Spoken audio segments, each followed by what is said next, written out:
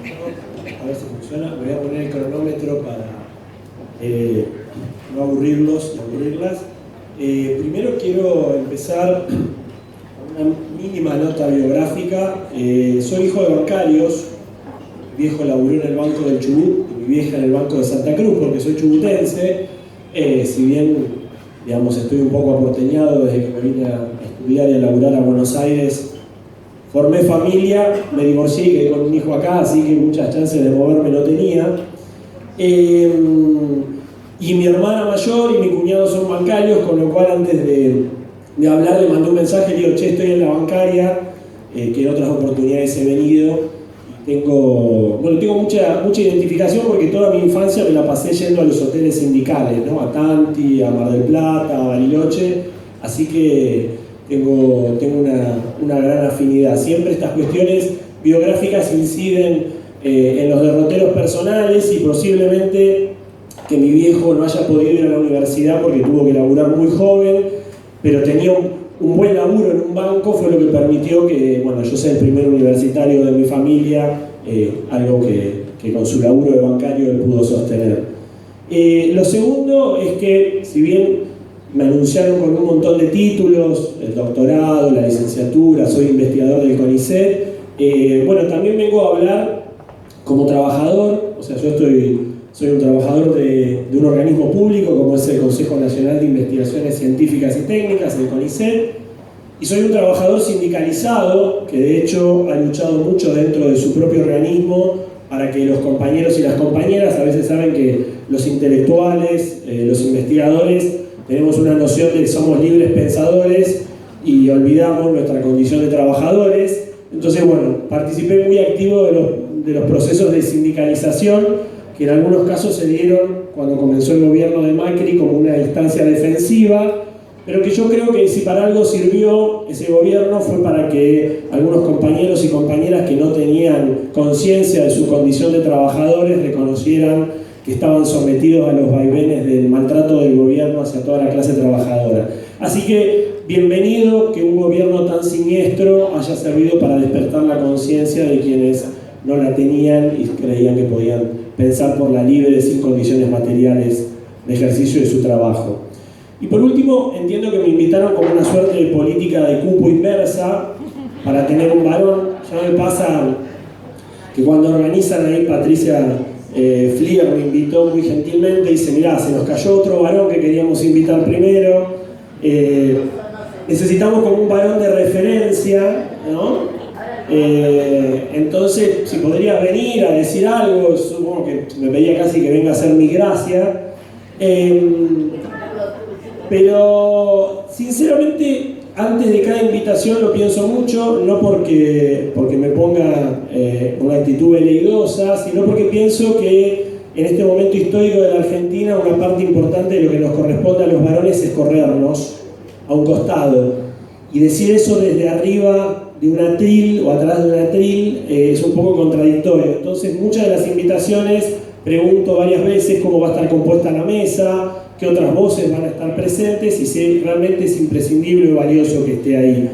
Después de muchas vueltas que suelen ser tomados como si me sintiera una estrella de rock, a veces acepto, a veces no acepto, según cómo esté compuesta la mesa, y creo que en ese sentido, por la razón que acepté, es por considerar que este momento histórico también tiene desafíos diferenciales para los varones, como le puse ahí al título de la presentación, y ahora que ya terminé el agradecimiento, me voy a parar, voy a ver si puedo hacerlo un poco más dinámico, que es los varones cis heterosexuales, ¿no? Cis somos los varones que nos identificamos con el mismo género que nos fue asignado al nacer, es decir, que no somos trans. Heterosexuales más o menos se comprende, con mayor o menor flexibilidad según el caso. ¿Y qué desafío nos pone el feminismo en la Argentina contemporánea, ¿no? Y puse como un subtítulo si cambiamos las preguntas. Porque hay algo recurrente, se acerca el 8 de marzo y cuando fue el primer paro internacional de mujeres, hubo una voluntad enorme de muchos varones de decir, nosotros queremos participar del paro. Y era un poco raro, porque decía el paro internacional de mujeres, nosotros queremos participar del paro. Si querés participar del paro, salió ahí un flyer muy interesante que es todas las cosas que podías hacer sin necesariamente robar protagonismo en ese paro, que era un paro para visibilizar particularmente la importancia del trabajo femenino, inclusive el trabajo invisibilizado, ¿no? Cuidar a tus hijos si es que no lo haces habitualmente, garantizar las condiciones para que tus compañeras puedan participar de la acción de protesta, ¿no? Pero bueno, generó una cantidad de energía y tiempo en las redes sociales donde de golpe los varones tenían toda la voluntad de participar de esa acción feminista cuando no tenían una trayectoria de reivindicar las demandas de mujeres, ¿no? Entonces, una primera pregunta es, ¿y si cambiamos las preguntas, y si cambiamos el eje de cuál sería nuestro lugar en estas luchas y empezamos a preguntarnos de qué lugares podemos empezar a corrernos los varones? Si empezamos a preguntarnos en vez de en qué lugar tenemos que estar, qué tareas podemos asumir para descargar de algunas responsabilidades a las compañeras que hacen trabajo invisible para garantizar nuestro protagonismo y nuestro liderazgo, ¿no? Ustedes saben, a mí me gusta, creo que Shakira tiene una canción que dice cuando hay que hablar de dos es mejor empezar por uno mismo. Bueno, a mí me gusta criticar siempre al CONICET y a las universidades nacionales, que son mis lugares de trabajo. No voy a opinar qué pasa en el mundo bancario, que desconozco. En el CONICET y en las universidades nacionales, la mayoría de las docentes y las investigadoras son mujeres, pero a medida que uno avanza en el escalafón se va masculinizando, hasta llegar que los titulares de cátedra tienden a duplicar a las titulares de cátedra en la universidad, y los investigadores principal y superior, que son las dos categorías más altas, están sobre representados los varones. Y hay estudios muy serios que demuestran que para llegar al mismo lugar los varones utilizan menos años. ¿Esto es porque hay una diferencia en el peso del cerebro entre los varones y las mujeres? Evidentemente no. Hay una serie de obstáculos sociales que demoran la permanencia en cada uno de los escalafones y hacen que las titularidades y los cargos principales sean ocupados centralmente por varones. Siguiente, por favor. Bueno, en los orígenes, la lucha de ellas y la indiferencia o incomodidad nuestra, pregunto, ¿cuáles fueron los impactos que han tenido sobre las masculinidades, la expansión del feminismo y la creciente importancia pública de las reivindicaciones del movimiento de mujeres? ¿Qué pasó o qué se aceleró en la Argentina reciente para que muchos contratos de género o generizados se estén reformulando? En menos de 5 años hubo un cuestionamiento sistemático, público y masivo de las estructuras de privilegios que detentamos los varones y los efectos que tienen estos privilegios, nuestros privilegios, sobre las mujeres. No hay privilegios que sean neutrales. Es decir, cuando yo vivo en Once, ¿no? La zona donde ahora hay muchos vendedores senegaleses en la calle. Y también hay muchos pibes que llegan con el Sarmiento del oeste y circulan por el barrio. En 15 años que vivo en Once, la policía nunca me preguntó nada. Ni siquiera una dirección. Se ve que ni siquiera pensaban que podía servir de referencia. Nunca me pidieron documentos, nunca me detuvieron. No importaba si yo iba tomando alcohol por la calle. No importaba nada, jamás fui consultado. Pero veo todos los días escenas de detención de pibes jóvenes por portación de rostro y de vendedores senegaleses. Ahora después decimos que en Argentina no existe el racismo, ¿no? El racismo es un problema de Brasil, de Estados Unidos. Bueno, no. Mi blanquitud es un capital social que me da un montón de privilegios, como mi condición de varón me da muchos privilegios. Vivo en Once, en una zona bastante picante, y vuelvo todas las noches caminando a mi casa cuando salgo de dar clases sin temor a que me violen. Algo que mi compañera cuando viene tengo que bajar a buscarla donde para el colectivo. Esto es una diferencia constitutiva de nosotros. Criamos a nuestros hijos, varones y mujeres, diferencialmente. El miedo y el tener miedo es algo que obstaculiza muchas posibilidades vitales, incluso en el laburo, no solamente en la circulación pública. Siguiente. ¿Qué pasó desde 2015?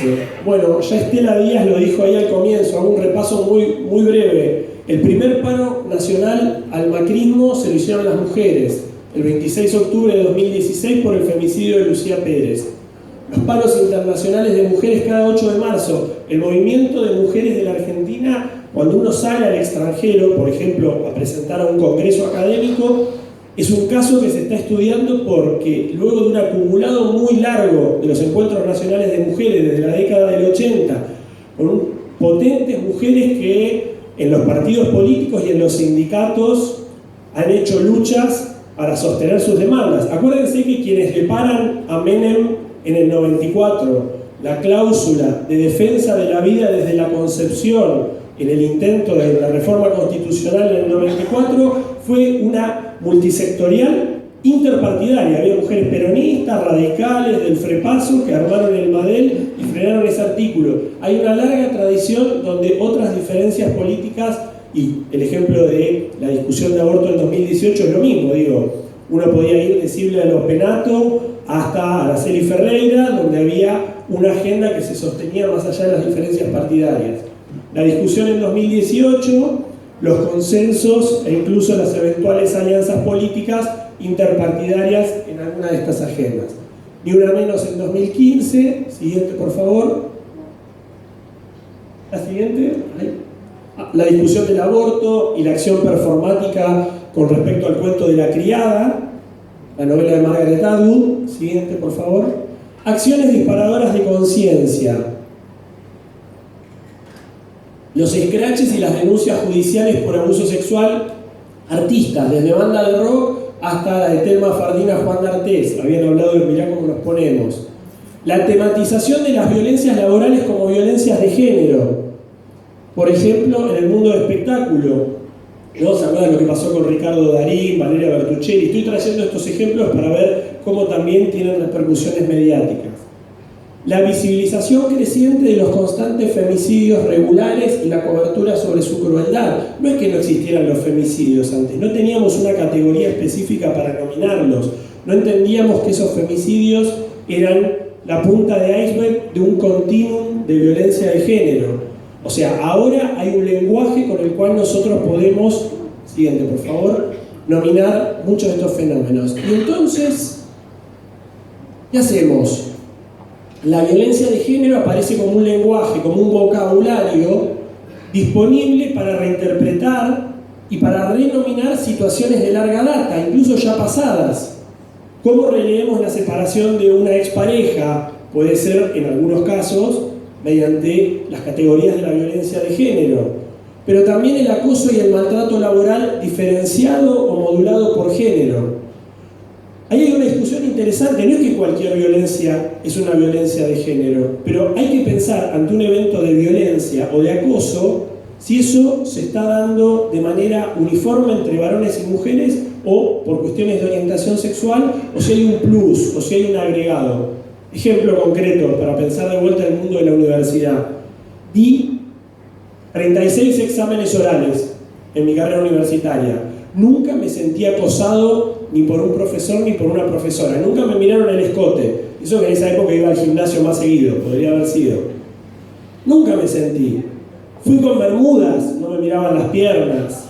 Nunca nadie me pasó, quizás habla también de mis propios fracasos amorosos, pero nadie me pasó un teléfono celular en un examen. Y tengo muchísimas compañeras, mi pareja es la referenta del protocolo en las facultades sociales de la UBA, que sistemáticamente han señalado a docentes que utilizan las asimetrías de poder para generar situaciones de seducción que les parecen que entran en una zona gris, que como no son una violación, bueno, es parte de la cultura universitaria, ¿no? Bueno, un delgado límite de cómo esas asimetrías de poder se pueden convertir involuntariamente en formas de violencia.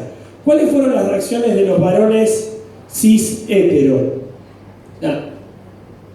Bueno, el Raulómetro, una encuesta que anduvo circulando el año pasado, averiguá qué tan Raúl son, ¿no? Raúl es la forma en que se le llama a los varones machistas, ¿no? Los machirulos, es como a los varones chetos le llaman los tinchos, bueno, o las pilis. Bueno, ¿cuál machista sos? Es qué tan Raúl son, ¿no? Bueno, me pasó algo maravilloso. Una compañera hablaba de los grupos de WhatsApp. Yo jugaba al rugby, fui a un secundario en Chubut, a una escuela pública, o sea, no vengo ni del Nacional Buenos Aires ni de una casa feminista, y conocí el feminismo bastante de grande y a los empujones. Mi grupo de compañeros varones, que hace mucho que no manda pornografía ni nada del grupo, yo supongo que por un temor a una vigilancia de algunos de nosotros, silenciosa, mandan la encuesta del Raulómetro y empiezan a hacer capturas de pantalla diciendo que la encuesta está mal armada porque no tiene matices en la respuesta. A mí me parece interesante, digo, ¿en qué momento un grupo de varones de entre 35, 45 años, heterosexuales todos, o por lo menos así declaramos, empieza a testear sus niveles de machismo y a discutir las alternativas? ¿En qué momento dejó de ser el grupo de WhatsApp solo una instancia de compartir fotos, comentarios de fútbol o lo que fuera? ¿Por qué hay una interpelación sobre la cual hay que hacerse cargo, digamos, y una pregunta sobre qué podemos hacer o qué debemos hacer, siguiente, en este contexto? ¿Desde cuándo este grupo de varones testea su nivel de machismo? ¿Qué refleja la extensa circulación de los videos de la Fundación Avon? ¿Se acuerdan el de los dos muchachos que estaban en la moto y uno empieza a decirle a una mujer que no está en la escena como un acoso y el otro le para el carro? O el de Carlos Portaluppi con el hijo adolescente que le dice que la maltrata a la madre. Bueno, a mí me empezaron a llegar de grupos de amigos estos videos. ¿En qué momento la violencia de género y el machismo comienza a ser una inquietud de parte de los propios varones entre varones? Bien, en este sentido, en diferentes ámbitos se discuten actitudes y prácticas naturalizadas en base a los privilegios de los varones y desventaja para las mujeres, en simultáneo con una movilización pública inédita por su masividad, heterogeneidad e impacto social, ¿no? Un ejemplo, ponemos la revolución de las hijas, que es una frase que está circulando, vuelve feministas a muchas madres y a algunos padres. El año pasado estuve dando en el Poder Judicial en Chubut una capacitación para, digamos, el Supremo Tribunal, la Defensa Pública, etc. Era voluntaria la capacitación, no estaban obligados. Se anotaron 2 camaristas, ¿no? Ustedes saben que viene Dios, Suprema Corte y camaristas. Y además, el resto de los que estaban haciendo el curso, jerárquicamente eran subordinados de los camaristas, ¿no? Entonces, entraba el camarista y tipo silencio, ¿no? Yo no sabía que eran camaristas hasta la última clase. Y en un momento les pregunto por qué se anotaron y todo el mundo empieza a compartir. Los hicimos sentar en el piso con unos marcadores y unos papeles afiches y yo decía, ¿quién querría, no, tener de rodillas al camarista ahí trabajando? Y sacamos muchas fotos, las subimos a las redes sociales. Y uno de ellos, que se había mantenido callado, uno de los dos, se había mantenido callado durante toda la cursada, levanta la mano, agradece el curso, dice, yo había dicho en la evaluación global que yo agradecía el respeto, pese a que no compartían muchas de las cosas que yo había presentado, algo que con 20 años de docencia universitaria es el termómetro de las caras, ¿no? Yo por ahí decía algo y veía que uno de los camaristas decía, ¿qué boludez tengo que escuchar? Entonces le pregunto qué habían opinado del curso y él levanta la mano y dice que él se había inscrito a la capacitación de género porque tenía una hija adolescente con la cual ya no podía hablar. No podía hablar. No tenía un lenguaje en común para hablar. No podía hablar en la sobremesa, no podía negociar nada. Entonces dice, bueno, en realidad yo no sé si para mis sentencias me va a servir mucho, pero me anoté en un curso de género a ver si puedo volver a hablar con mi hija. Entonces, lo de la revolución de las hijas es una forma de señalar que se está dando no solo en la plaza, no solo en los sindicatos, se está dando en las casas, se está dando en las cámaras, se está dando en los ámbitos de trabajo, una revolución que significa recontractuar las relaciones de género. Y para contractuar hace falta por lo menos 2 partes.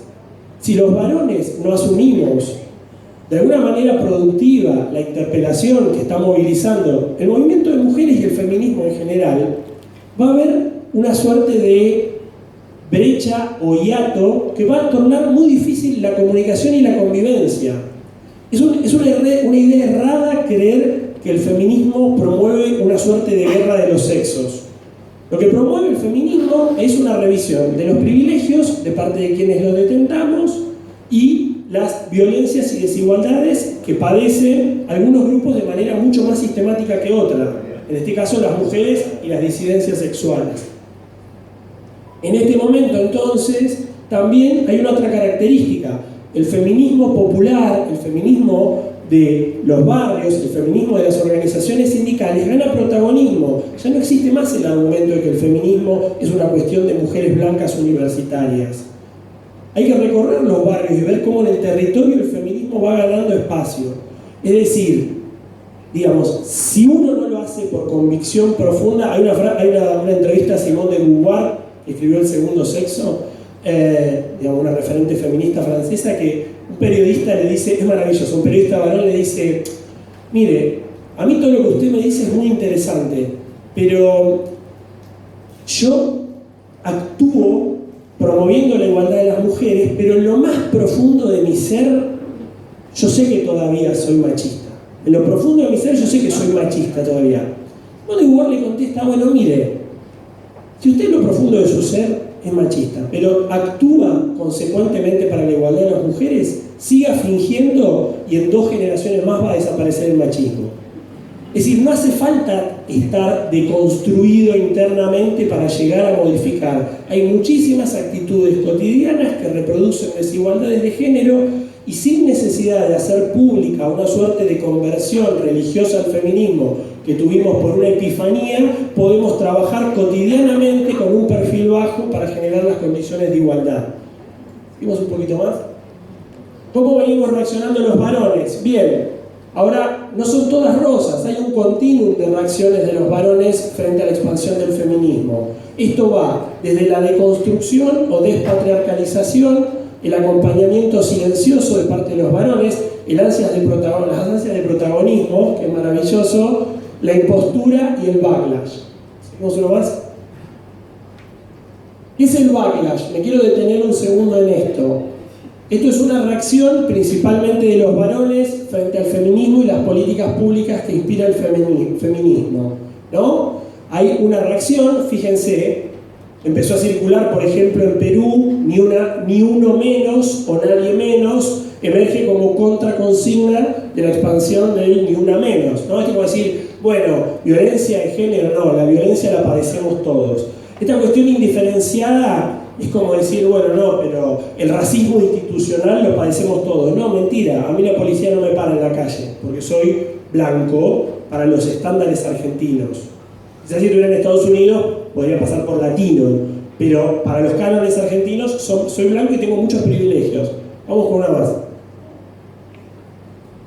¿Es novedoso el backlash? No. Cada vez que las mujeres avanzan obteniendo mayor desigualdad, hay instancias de resistencia y de reacción. Incluso los varones que exhiben backlash podrían no estar dándose cuenta de sus actitudes y comportamientos o no entiende el impacto que tienen. Hay mucho de sociología en las organizaciones que investiga las resistencias dentro de las organizaciones, por ejemplo, en las empresas, cuando hay promoción de mujeres pensando que es solo una acción afirmativa y no por sus propios méritos. ¿Cuáles son las consecuencias del backlash? Hay una tensión aumentada entre varones y mujeres, confirma algunas visiones de las mujeres respecto de las actitudes machistas de algunos varones y solidifica los vínculos entre algunos varones, ¿no?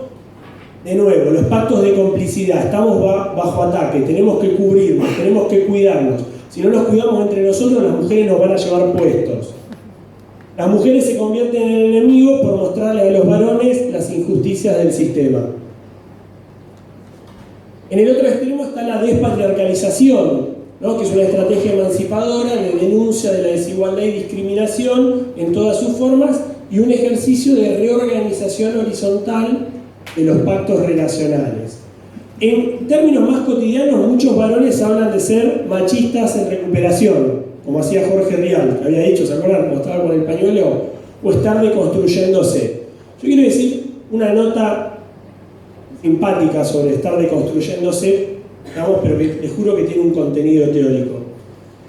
La frase "me estoy deconstruyendo" es una frase un poco tramposa, porque es una frase que permite dar cuenta de que uno reflexiona de que tiene que modificar las actitudes, pero como usa el gerundio, me estoy deconstruyendo, cualquier actitud machista que tiene, dice, yo avisé que me estoy deconstruyendo, ¿no? Entonces, es una frase que es todo ganancia, ¿no? Entonces, Yo siempre digo, hay que empezar por casa, ¿no? Pero mi pareja siempre me dice, bueno, me tenés harto con que estás en el proceso de revisión. O sea, mostrá avances. Claro, otra vez volvés a plantear estas, otra vez, bueno, digo, esto es interesante. Yo diría menos anuncio de que me estoy deconstruyendo, porque además, esto es como cuando uno modifica una actitud de mierda, ¿no? Y lo anuncia con bombos y platillos, pierde buena parte del mérito, ¿no? Pero viste qué bien que estuve el otro día que me quedé callado. Bueno, no. Sigamos un poco más. Siguiente.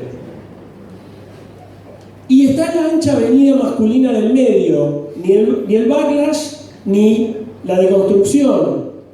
El desconcierto es genuino. En muchas situaciones los varones no estamos entendiendo qué lugar nos toca, hacia dónde tenemos que arrancar. Esto no es justificatorio. Esto es para hablar de que hay un proceso de discusión y de reflexión política que hace que tengamos que revisar nuestras prácticas cotidianas, desde lo que va de una relación de pareja hasta la crianza de nuestros hijos e hijas, hasta las formas de construir las dinámicas de trabajo. ¿A qué hora se ponen las reuniones del sindicato? En ese horario que se puede, es un horario que puede todo el mundo. En mi facultad las reuniones políticas son después de las 8 de la noche. ¿Quieren que les cuente cuando hago política también en la universidad? Cuando voy, ¿cuál es la representación de compañeros y cuál es la de compañeras? Y si yo caigo con mi hijo de 9 años, León, les parece una nota simpática, porque es un padre que se ocupa e incluso lleva actividades políticas a su hijo. Ahora, a la compañera que en una reunión política lleva al pibe, el pibe es un hincha pelota, o sea, dale, llévalo, dale, tomá, doy el celular. Digo, no hay la misma contemplación en muchos de los espacios que hacemos política. También hay impostura, la necesidad de demostrar que uno está a la altura de los tiempos que corren, pero sin un compromiso de cambio real. Hay ansias de protagonismo, la necesidad de ser los varones los que llevamos la bandera de arrastre del feminismo y estas demandas. También hay indiferencia y acompañamientos silenciosos. Ahora, los acompañamientos silenciosos habría que intentar generar que se tornen visibles, porque en muchas situaciones problemáticas hay que saber con qué compañeros contamos como aliados. Ahora, para cierre, ya una más, la última. ¿Hacia dónde podríamos ir para cerrar? Por un lado, no equipararía sufrimientos ni competiría en victimización. Hay una frase que, por supuesto que el patriarcado tiene consecuencias también para los varones, pero sostener que los varones somos las principales víctimas del patriarcado, ¿no? Como dice mi amigo Ernesto Mecchia, es demasiado too much. O sea, no somos las principales víctimas del patriarcado. El patriarcado nos ha dado cúmulos de privilegios. Asumir aprendizajes del feminismo para la vida cotidiana sin necesidad de declamarlo y pedir reconocimiento, ¿no? Onda Macri, el primer feminista o el feminista menos pensado. No sobreactuar los cambios, esto es clave, esto es un consejo para la vida. No sobreactuar los cambios, reconocer el carácter provisorio y mantener la guardia alta con uno mismo en relación a que se nos puede en cualquier momento escapar una actitud, un comentario machista. Y finalmente, pensar o seguir instrumentando cuando existan intervenciones educativas diferenciadas para varones. Y ahí cada sindicato, cada espacio tiene que saber sobre qué ejes concretos en relación a la masculinidad y bajo qué dinámicas. Esto es un punto de partida, es una primera instancia presencial, después tiene unas instancias virtuales, pero como saben ustedes como cuadros políticos, la formación es continua y en cuanto uno se descuida y no sigue trabajando sobre eso, las tendencias en las que fuimos criados, socializados, reaparecen inercialmente. El machismo no es una cuestión de buenas intenciones para erradicarlo, es un proceso de formación política, político-educativa, y esa es la única forma de poder construir espacios libres de violencia y con iguales oportunidades para compañeros y compañeras. Gracias.